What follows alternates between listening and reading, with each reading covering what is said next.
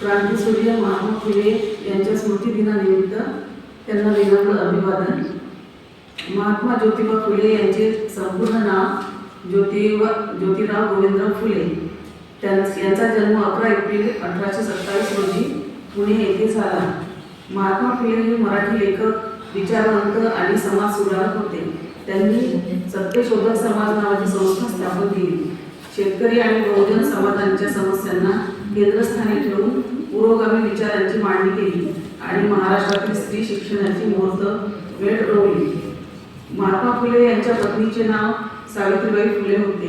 त्यांनी स्वतः त्यांना शिकवून शिक्षिका बनविले व पुढे त्या मुख्याध्यापिका होऊन पुणे येथील भिडवाडा येथे स्त्रियांसाठी पहिली शाळा काढली। महात्मा ज्योतिबा फुले यांनी कसब व गुलामगिरी हे 2 ग्रंथ लिहिले। ज्योतिराव फुले यांनी ब्राह्मणांचे कसब 1869 मध्ये लिहून प्रसिद्ध केले। या पुस्तकात ब्राह्मण, शूद्र आणि अतिशूद्रांना देवाधर्माच्या नावावर कसे फसवितात याचे वर्णन केले आहे।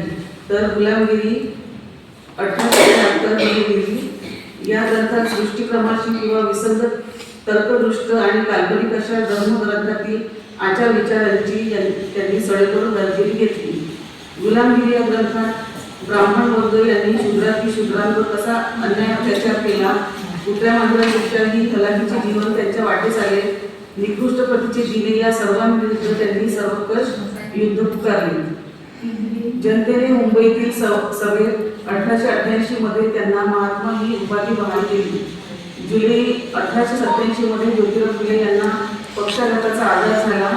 28 नोव्हेंबर 1890 रोजी महात्मा फुलेंचे मध्यरात्री 2 वाजता पुणे येथे वयाच्या 63 वर्षी निधन झाले।